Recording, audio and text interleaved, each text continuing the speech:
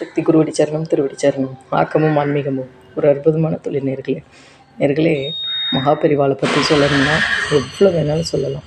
அதில் முக்கியமாக ஒன்று என்ன அப்படின்னு கேட்டிங்கன்னா, இது எல்லா பேர்கிட்டையும் பகிரணும்னு நினச்சேன். இன்றைக்கி பகிர்ந்துக்கிறேன். ஓகேவா?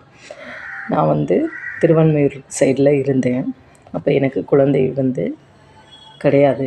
சாப்பிட உட்காந்துருக்கேன். மகாபெரிவா திருவடிகளை சரணம் சொல்லிவிட்டு சாப்பிட உட்காந்துருக்கேன். அப்போ ஒரு 3 முதியவர் வந்தார். ஒருத்தர் தடி வச்சுருந்தார் மகாபெரிவா மாதிரியே. எப்படி பிரம்மா விஷ்ணு சிவன்கிறப்பில் 3 பேரும் சேர்ந்து வந்தால் வஸ்திரம் எல்லாமே கொடுத்துட்டேன். எனக்கு ரொம்ப பசிக்குதுங்கிறார். நம்ம மாத்தில் இருக்கிறது, வீட்டில் இருக்கிறது கொஞ்சோண்டு புளியோதரையும் தேங்காய் துவையல் தான் இருக்குது. எல்லாம் தீர்ந்துருச்சு. அப்போ இதுதான் பெரியவா இருக்குது, இதுதான் மாமா இருக்குது அப்படிங்கிறேன். பரவாயில்ல, இதே கொடு அப்படின்னு 3 பேரும் கொஞ்சம் கொஞ்சம் எடுத்துட்டு எனக்கு 2 பருக்கை தான் கொடுத்தான். அதை சாப்பிட்டுட்டு அந்த பெரியவர் சொல்கிற, உனக்கு குழந்தை கிடையாதா அப்படின்னு. ஆமாம் மாமா அப்படின்னு. சீக்கிரம் சந்தான பாக்கியம் கிடைக்கும் அப்படிங்கிற சொல்லிட்டு போனவர் தான். நான் வஸ்திரம் இதெல்லாம் காணிக்கையெல்லாம் கொடுத்துட்டு சேவித்தேன். அதுக்கப்புறம் எனக்கு குழந்தை பாக்கியம் கிடச்சது. இன்றைக்கி வரைக்கும் மகாபெரிவா எனக்கு அவ்வளோ நல்லது பண்ணுறார். நான் யாரை பார்த்தாலும் மகாபெரிவா படமோ மகாபெரிவா இதுவோ மகாபெரிவாவில் நினைக்காத நாளே கிடையாது. மகாபெரிவானா எனக்கு அவ்வளோ உயிர். மகாபெரிவா வேலை இல்லாமல் இருந்தப்போ வேலை கொடுத்தார். தங்க இடம் இல்லாமல் இருக்கிறப்ப தங்க இடம் கொடுத்தார்.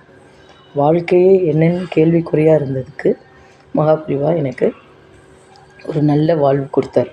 ஆக எல்லோருமே ஒரு செகண்டு நீங்கள் பெரியவாளை நினச்சி பாருங்களேன். எந்த ரூபத்தில் வேணாலும் பெரியவா வருவா. கண்டிப்பாக நம்ம பெரியவாளை பேசுகிறதுக்கு கொடுத்து வச்சுருக்கணும். கண்டிப்பாக பெரியவா அப்படின்னா போதும். அது நீங்கள் எல்லோரும் என்ன நினைக்கிறீங்கன்னு தெரில.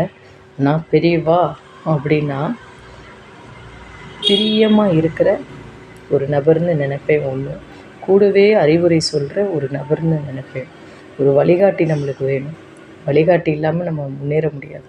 எனக்கு அவர் குருக்கு குரு, அம்மாவுக்கு அம்மா, அப்பாவுக்கு அப்பா, எல்லாமே எனக்கு பெரியவா தான். பெரியவா இல்லைன்னா நான் இல்லை. கண்டிப்பாக உண்மையிலே பெரியவான்னு சொன்னால் ஜெய்சங்கர ஹரஹர சங்கரன்னு சொன்னோம்னா அங்கே எந்த ரூபத்தில் வேணாலும் ஒரு மந்திரம், ஒரு வாசகமோ, ஒரு இதுவோ, ஒரு ஏதோ ஒன்று நம்மளோட நம்பிக்கை தான். ஆக இன்றைக்கி உங்களுக்கு ஒரு சின்ன ரிக்வெஸ்ட்டு சொல்கிறேன்.